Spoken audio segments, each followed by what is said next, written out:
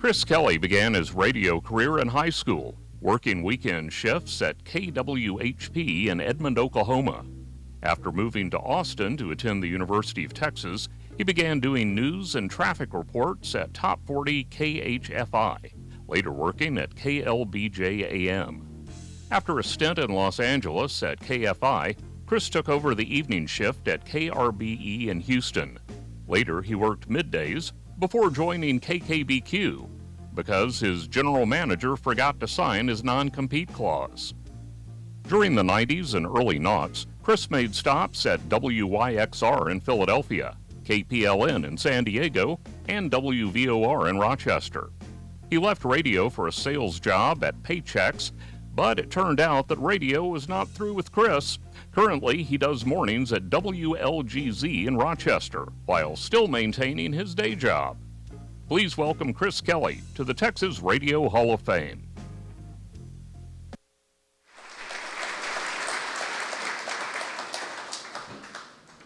Thank you. And I miss my mullet. I really do. I think mullets are coming back, and so is neon. Just wait. I'm perfect.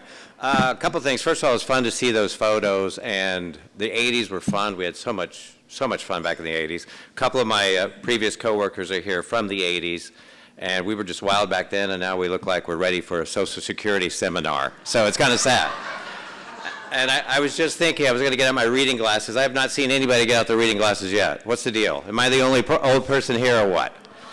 So just a quick synopsis of how I got into radio. And first of all, I've been in radio 48 years now, which is hard to believe. And to this day, I still think somebody's going to walk up to me and say, it's time you get a real job. But nobody's done it yet. And until they do, and I think all of you have probably thought that because it really doesn't feel like a job. It's been so much fun over the years. And also I'm amazed because I didn't think I would live to be 48. So that's an improvement. Quick synopsis, I started in high school. As that said, I knew a girl in high school whose dad owned a dinky little radio station on the edge of Oklahoma City, and I just took the job for fun. And then when I went down to UT at Austin, by the way, Texas is winning right now over Vanderbilt easily, in case you're wondering. I went down there and I was looking for just a part-time job, and either I could flip burgers or try to stay in radio, and I ended up taking a job at K98 KHFI, which was a huge top 40 in the market at the time. And I started doing traffic reports, and then they moved me over to news, and then they gave me a weekend shift every once in a while, which I liked a lot more, being a disc jockey. No hard feeling against you news people, but it just wasn't my thing, and the traffic. And then I wanted even more hours at that point, and I was still thinking this was a part-time job. And I got hired over at KLBJ AM, not the FM. I wasn't cool enough to be on the FM. On the AM, believe it or not, doing overnight shift. And two things. First of all, when you're a full-time college student, don't do the overnight shift. Your grade point average will not look very good. And then the other thing is I only had 2 hours on the air, and the other 3 hours I had on the air was running the Larry King Show back before computers.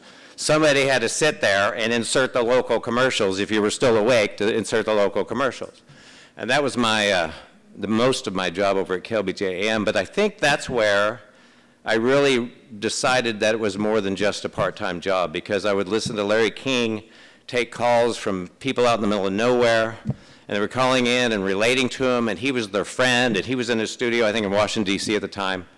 And that's when I realized that radio was more of a one-on-one thing. It was the people calling in were talking to their friend Larry, and they didn't care that millions of other people were listening. And that's when it kind of struck with me. I realized that radio is very intimate. You're talking to a person, not 100,000 people at a time, but one person at a time, 100,000 times over.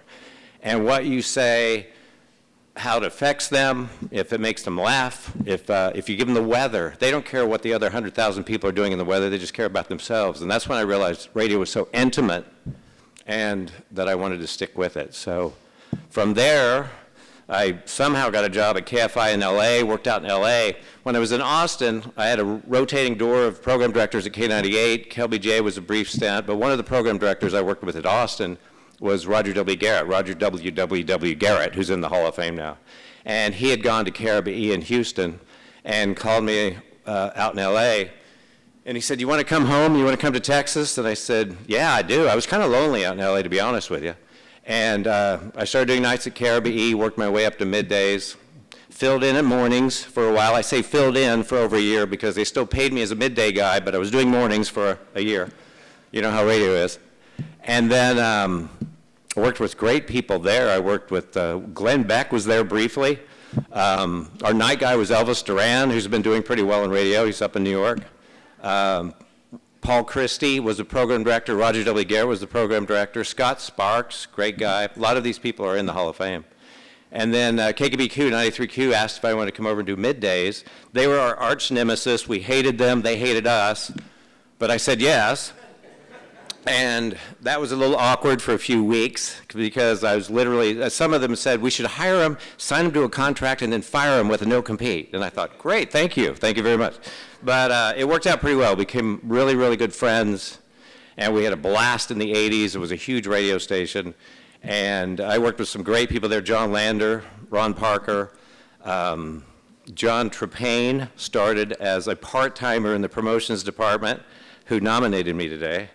Our night guy, Jammer, who is now Joe Kelley, does mornings at KRLD. He's here. Is Jammer here still? Joe still here somewhere? He's back there?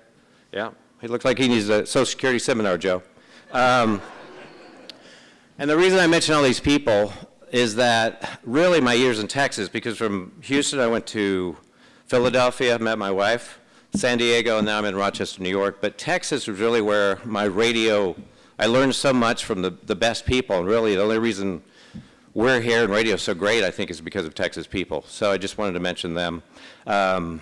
It was just a lot of fun. It still is, still going strong at 48 years.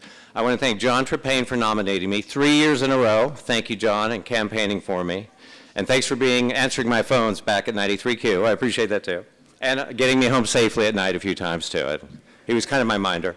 Thank my wife, Rachel, for putting up with me, and I met her in the Philadelphia stop, and we've had a great time, and she's seen the best and worst of me. And I want to thank those of you here who voted for me. Thank you very much.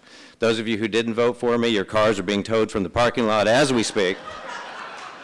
And it's an honor to be in this group of 25 inductees, so thank you very much. I appreciate it.